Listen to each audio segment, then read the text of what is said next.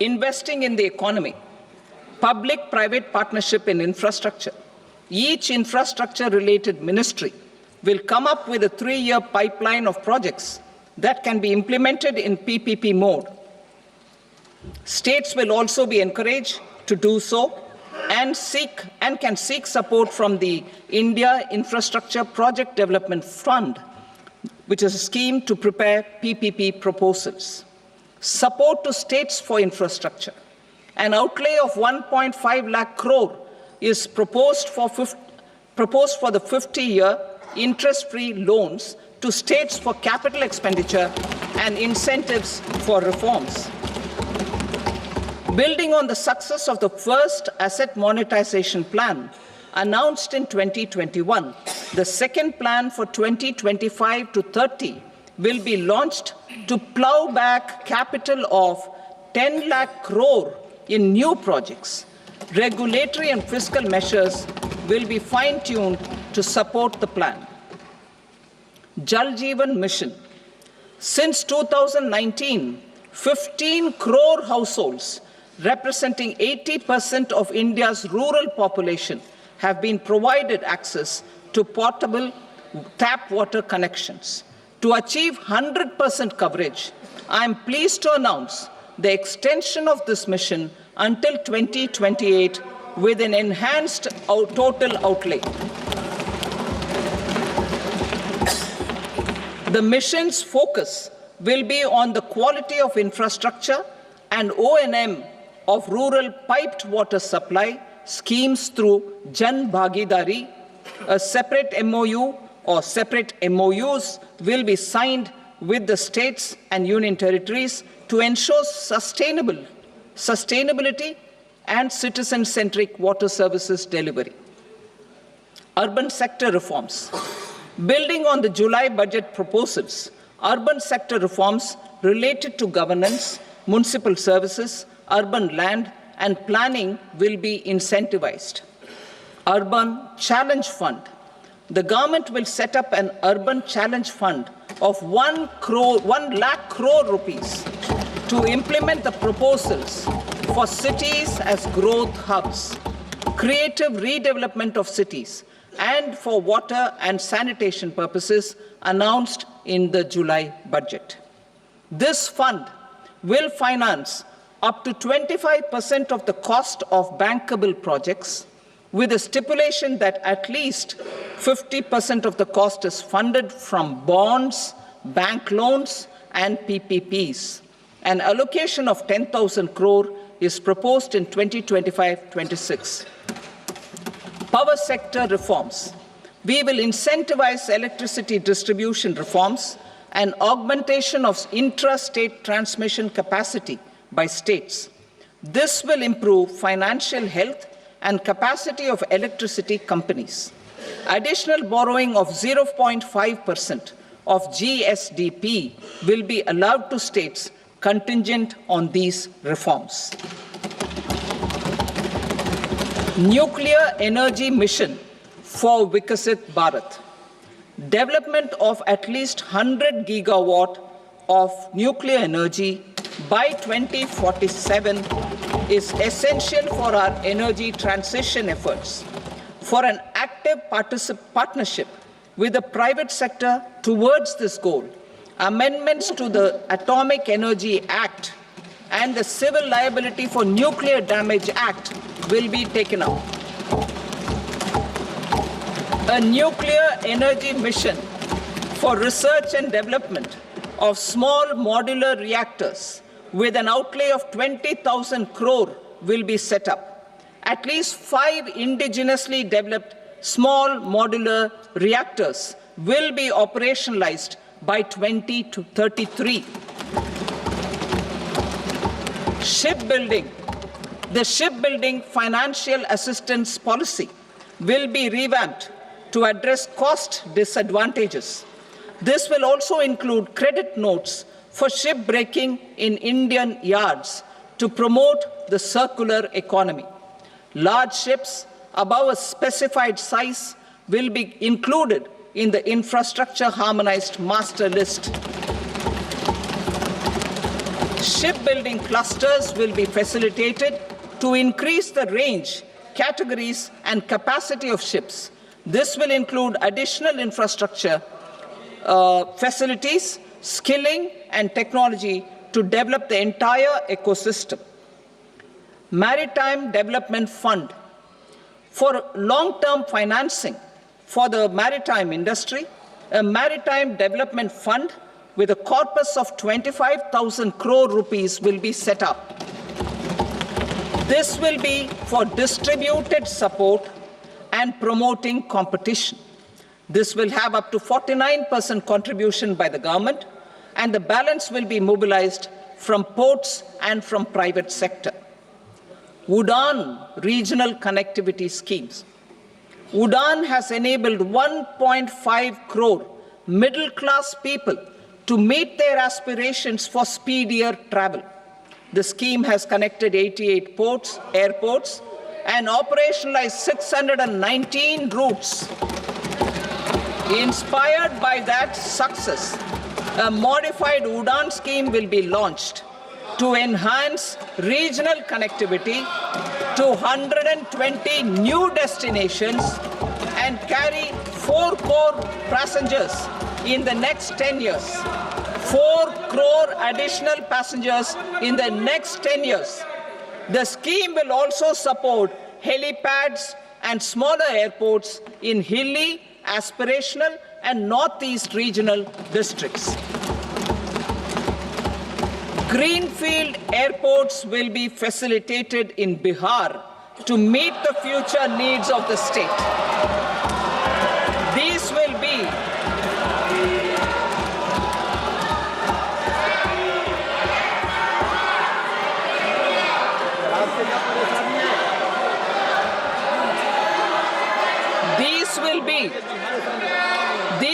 be in addition to the expansion of the capacity of Patna Airport and a brownfield airport in Beta. Western Kosi Canal project in Mithilanchal. Financial support will be provided for the Western Kosi Canal ERM project, benefiting a large number of farmers, cultivating over 50,000 hectares of land in the Mithilanchal region of Bihar. Mining sector reforms. Mining sector reforms, including those for minor minerals, will be encouraged through sharing of best practices and institutions of a state mining index. A policy for recovery of critical minerals from tailings will be brought out.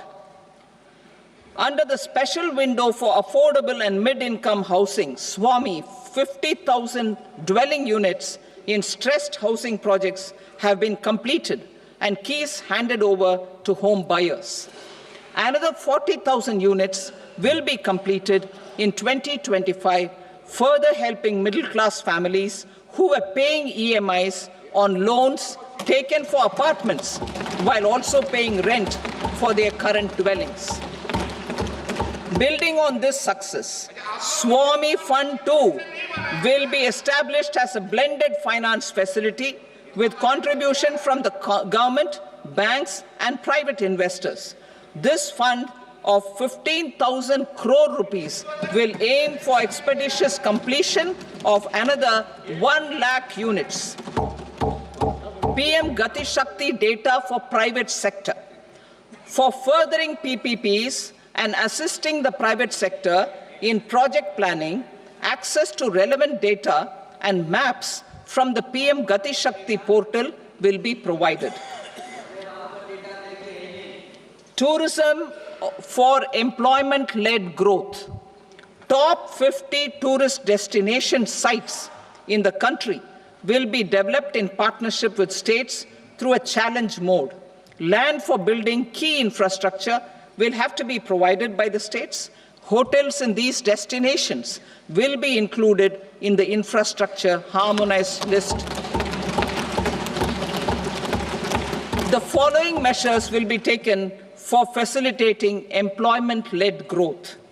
Organizing intensive skill development programs for our youth, including in institutes of hospitality management, providing mudra loans for homestays, improving ease of travel and connectivity to tourist destinations, providing performance-linked incentives to states for effective destination management, including tourist amenities, cleanliness, and marketing efforts, and introducing streamlined e-visa facilities along with visa fee waivers for certain tourist groups. Continuing with the emphasis on places of spiritual and religious significance, in the July budget, there will be a special focus on destinations related to the life and times of Lord Buddha.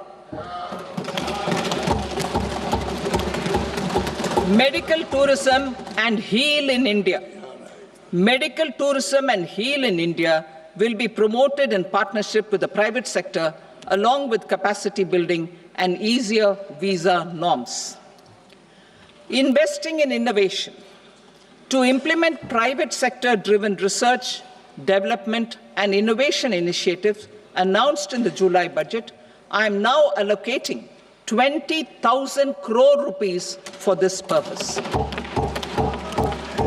A deep tech fund of funds will also be explored to catalyze the next generation startups as a part of this initiative.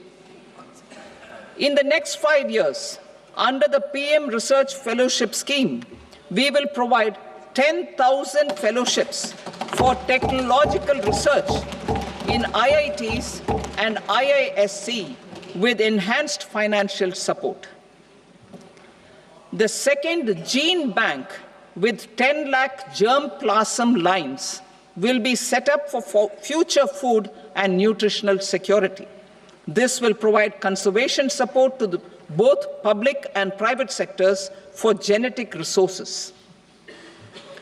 We will start a national geospatial mission to develop foundational geospatial infrastructure and data. Using PM Gati Shakti, this mission will facilitate modernization of land records, urban planning, and design of infrastructure projects. A Gyan Bharatam mission for survey, documentation, and conservation of our manuscript heritage with academic institutions, museums, libraries, and private collectors will be undertaken to cover more than 1 crore manuscripts. We will set up a national digital repository of Indian knowledge systems for knowledge sharing. Now I move to exports as the fourth engine. We will set up an export promotion mission with sectoral and ministerial targets driven jointly by the Ministries of Commerce, MSME, and Finance. It will facilitate easy access to export credit, cross-border factoring support, support to MSMEs to tackle non-tariff measures in overseas markets.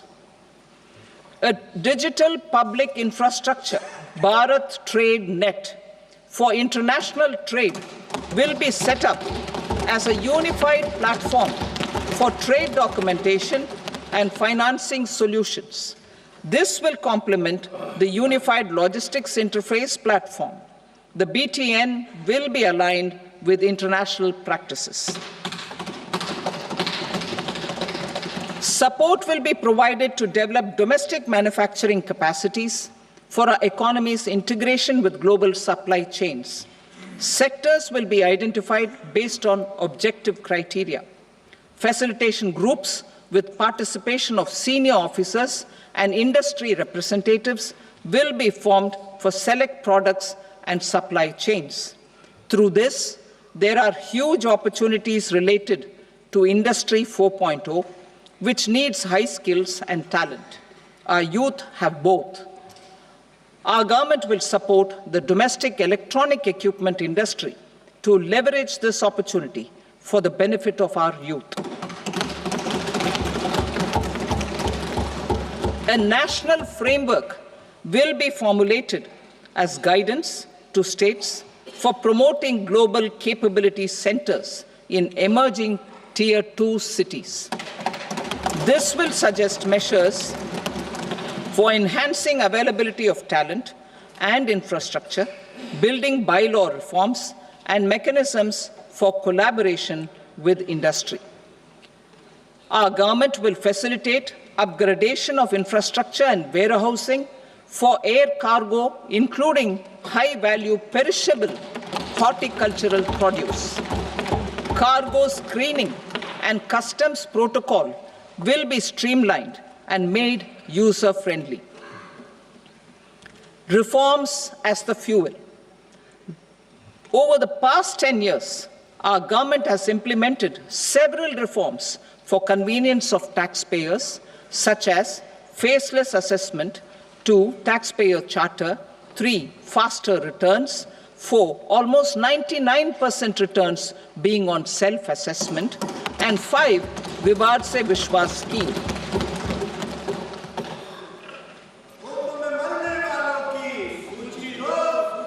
Continuing these efforts, I reaffirm the commitment of the Tax Department to trust first, scrutinize later. I also propose to introduce the new income tax bill next week. I will detail the indirect tax reforms and changes in direct taxes in Part B. Financial sector reforms. The FDI limit for the insurance sector will be raised from 74 to 100%. This enhanced limit will be available for those companies which invest the entire premium in India. The current guardrails and conditionalities associated with foreign investment will be reviewed and simplified.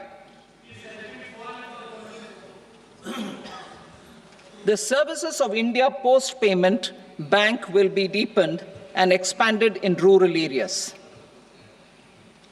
NABFID will set up a partial credit enhancement facility for corporate bonds for infrastructure. Public sector banks will develop Grameen Credit Score framework to serve the credit needs of SHG members and people in rural areas. A forum for regulatory coordination and development of pension products will be set up.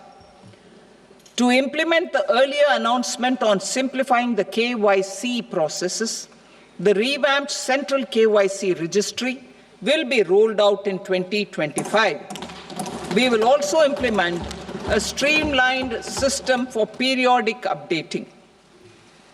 Requirements and procedures for speedy approval of company mergers will be rationalized. The scope for fast-track mergers will also be widened and the process made simpler. As proposed in the interim budget, we signed bilateral investment treaties with 2 countries in 2024 to encourage sustained foreign investment, and in the spirit of First Develop India, the current model BIT will be revamped and made more investor-friendly. In the last 10 years, in several aspects, including financial and non-financial, our government has demonstrated a steadfast commitment to ease of doing business. We are determined to ensure that our regulations must keep up with technological innovations and global policy developments. A light-touch regulatory framework based on principles and trust will unleash productivity and employment.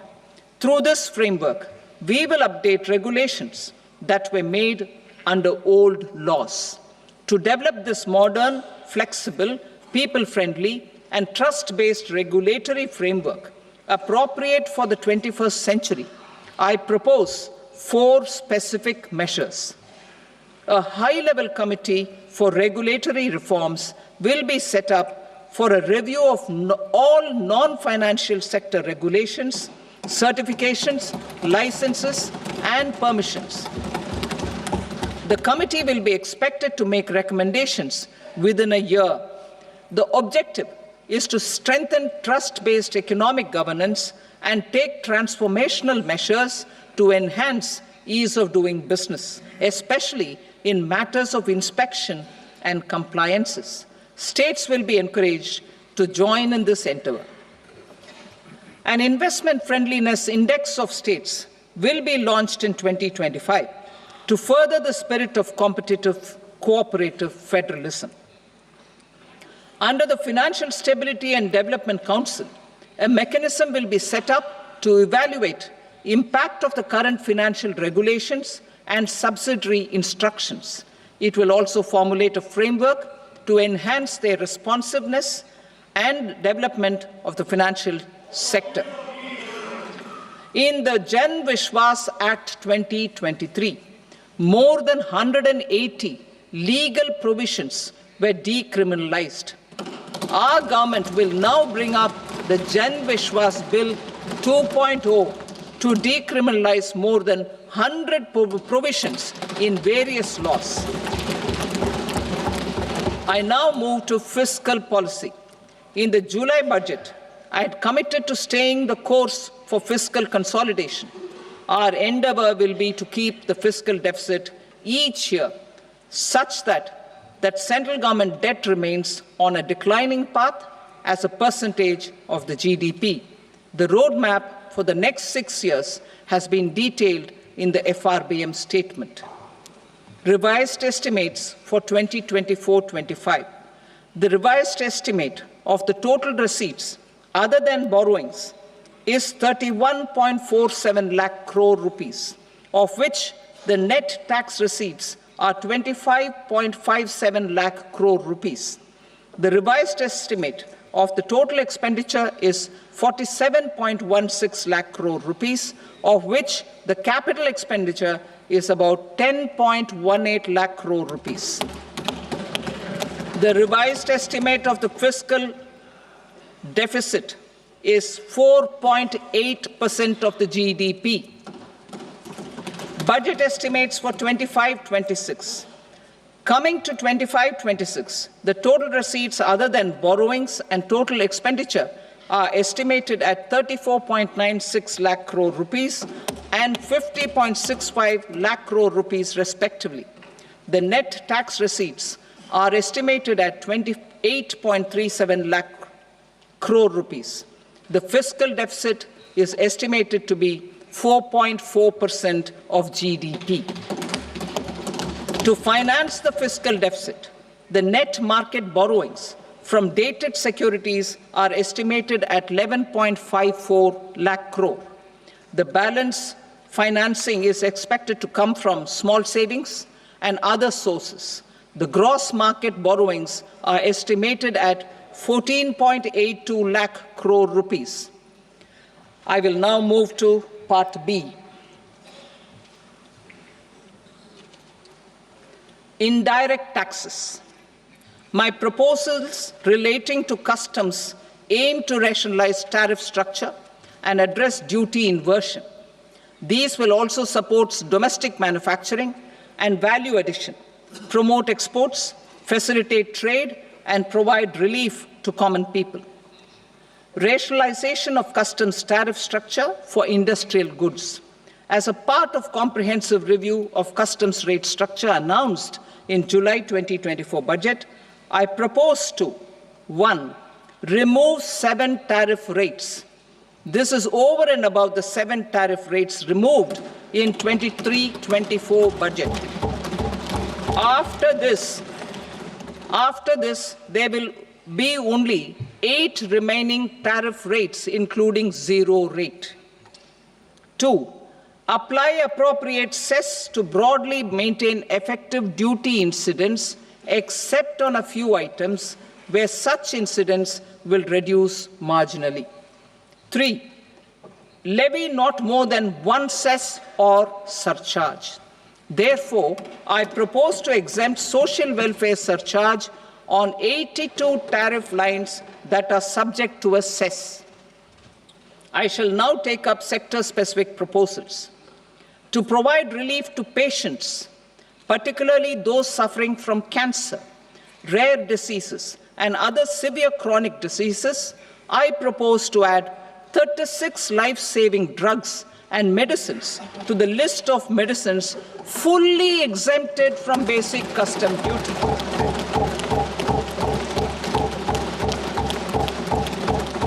I also propose to add 6 life-saving medicines to the list attracting concessional custom duty of 5%. Full exemption and concessional duty will also respectively apply on the bulk drugs for manufacture of the above. Specified drugs and medicines under patient assistance programs run by the pharmaceutical companies are fully exempt from BCD, provided the medicines are supplied free of cost to the patients. I propose to add 37 more medicines along with 13 new patient assistance programs. Support to domestic manufacturing and value addition. Critical minerals.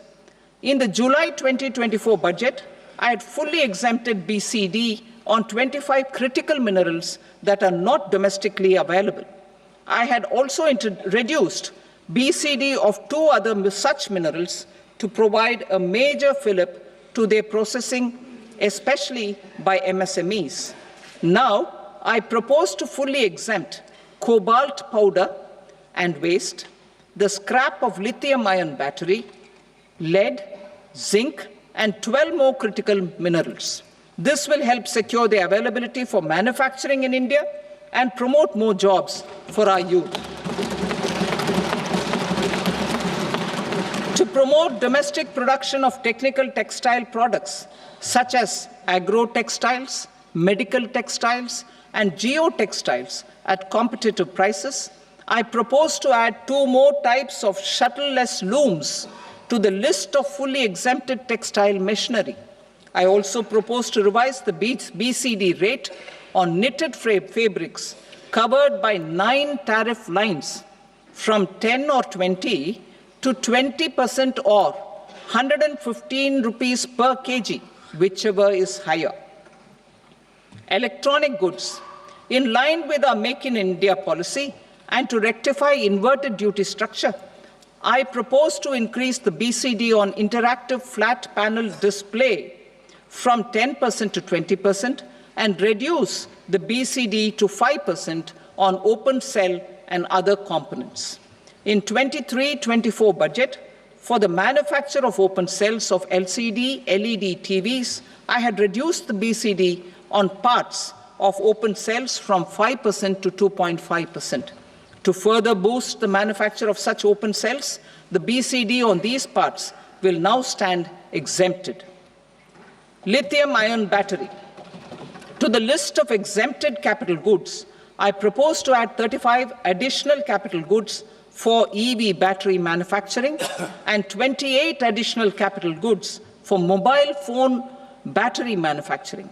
This will boost domestic manufacture of lithium-ion batteries, both for mobile phones and for electric vehicles.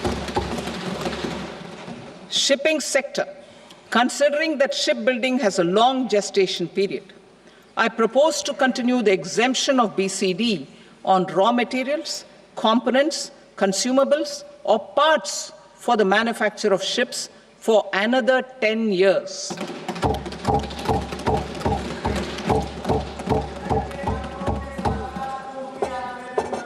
I also propose the same dispensation for shipbreaking to make it more competitive.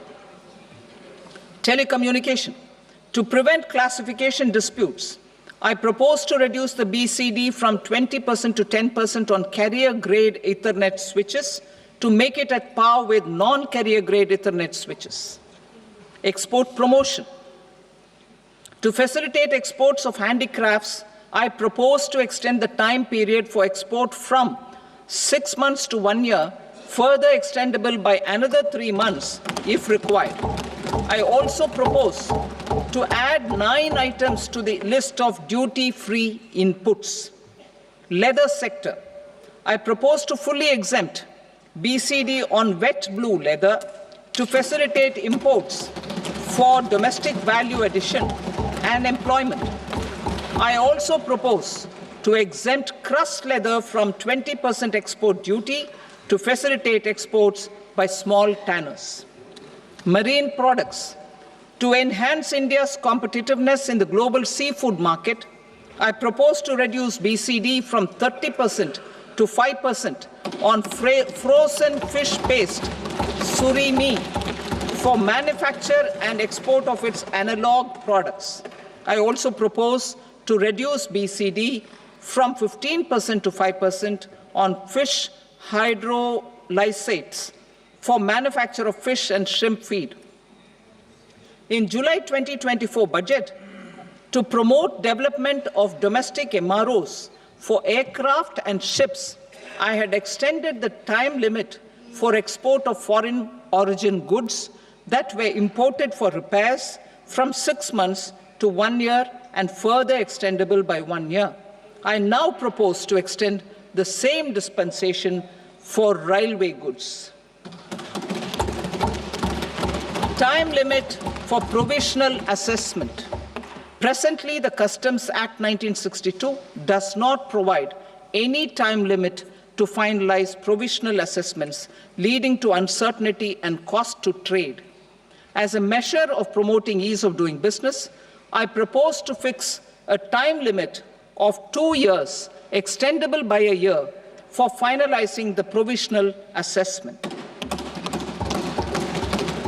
I propose to introduce a new provision that will enable importers or exporters, after clearance of goods, to voluntarily declare material facts and pay duty with interest but without penalty. This will incentivize voluntary compliance. However, this will not apply in cases where department has already initiated audit or investigation proceedings. For industry to better plan their imports, I propose to extend the time limit for the end use of imported inputs in the relevant rules from 6 months to 1 year. This will provide operational flexibility in view of cost and uncertainty of supply. Further, such importers will now have to file only quarterly statements instead of a monthly statement.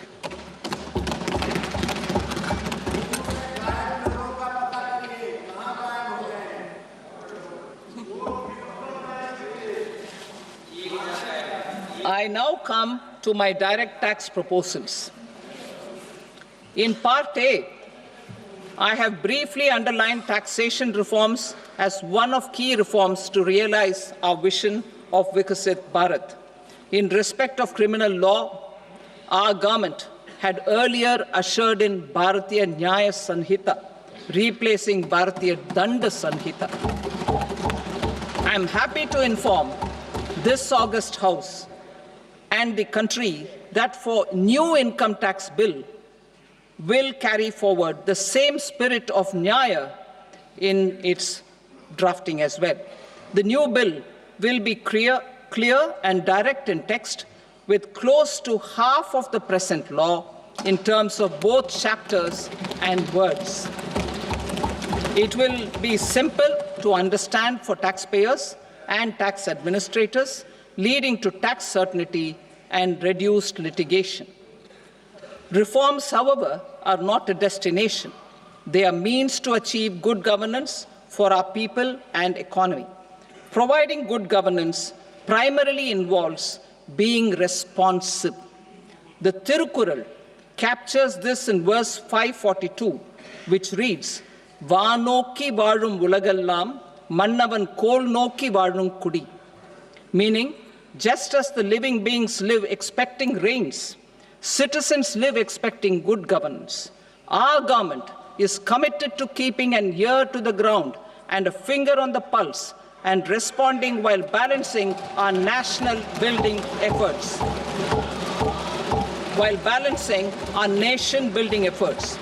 The following measures will detail just how our government will, under the guidance of PM Modi, has taken steps to understand and address. I repeat that sentence, sir. The following measures will detail just how our government, under the guidance of PM Modi, has taken steps to understand and address the needs voiced by our citizens. My tax proposals are guided by this spirit. The objectives of my proposals are as follows. Personal income tax reforms with special focus on middle class. Rationalization of TDS and TCS for easing difficulties. Encouraging voluntary compliance. Reducing compliance burden. Ease of doing business, employment and investment. I will come to my proposal on personal income tax towards the end. TDS and TCS, rationalization for easing difficulties. I propose to rationalize tax deduction at source, TDS, by reducing the number of rates and thresholds above which TDS is deducted. Further, threshold amounts for tax deduction will be increased for better clarity and uniformity.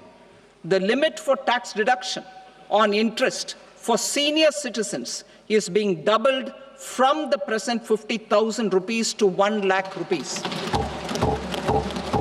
Similarly, the annual limit of 2.40 lakh rupees for TDS on rent is being increased to 6 lakh rupees. This will reduce the number of transactions liable to TDS, thus benefiting small taxpayers receiving small payments. The threshold to collect tax at source, the TCS, on remittances under RBI's liberalized remittance scheme, the LRS, is proposed to be increased from 7 lakh to 10 lakhs. I also propose to remove TCS on remittances for education purposes, where such remittances is out of a loan taken from a specified financial institution. Both TDS and TCS are being applied on any transaction related to sale of goods. To prevent such compliance difficulties, I propose to omit the TCS. I also propose that the provisions of the higher TDS deduction will now apply only in non-PAN cases. In July 2024, the delay for payment of TDS up to the due date of filing statement was decriminalized. I propose to provide the same relaxation to TCS provisions as well. The government under the leadership of Prime Minister Modi believes in Sabka Saath, Sabka Vikas, Sabka Vishwas and Sabka Prayas. In line with this, we brought in updated return facility in 2022 for voluntary compliance by taxpayers who had omitted to report their correct income. Our trust in taxpayers was proved right. Nearly 90 lakh taxpayers voluntarily updated their incomes by paying additional tax. Taking this trust further, I now propose to extend the time limit to file updated returns for any assessment year from the current limit of 2 years to 4 years. I propose to reduce the compliance burden for small charitable trusts and institutions by increasing their period of registration from 5 years to 10 years. It is also proposed that disproportionate consequences do not arise for minor defaults, such as incomplete applications filed by charitable entities. Presently, taxpayers can claim the annual value of self-occupied properties as nil only on the fulfillment of certain conditions. Considering the difficulties faced by taxpayers, it is proposed to allow the benefit of 2 such self-occupied properties without any condition. To streamline the process of transfer pricing and to provide an alternative to yearly examination, I propose to introduce a scheme for determining arm's length price of international transaction for a block period of 3 years. This will be in line with global best practices. With a view to reduce litigation and provide certainty in international taxation, the scope of safe harbor rules is being expanded. A number of senior and very senior citizens have very old national savings schemes accounts. As interest is no longer payable on such accounts, I propose to exempt withdrawals made from NSS by individuals on or after 29th August 2024. I am also proposing to allow similar treatment to NPS Vatsalya accounts as is available to normal NPS accounts subject to overall limits. In my speech in July 2024, I had promised that all processes, including giving effect to appellate orders, shall be digitalized and made paperless over the next 2 years. So I'm happy to announce that digitalization is being made operational now. In July 2024, we brought in the Vivad Se Vishwas scheme to resolve income tax disputes pending in appeal. The scheme has received a great response, with nearly 33,000 taxpayers having availed of the scheme to settle their disputes. I have a few proposals to promote investment and employment. It is proposed to provide a presumptive taxation regime for non-residents who provide services to a resident company that is establishing or operating an electronics manufacturing facility.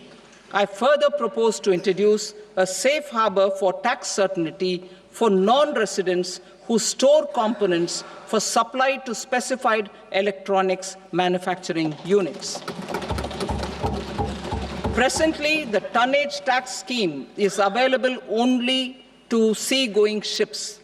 The benefits of existing tonnage tax scheme are proposed to be extended to inland vessels registered under the Indian Vessels Act 2021 to promote inland water transport in the country. Extension for incorporation of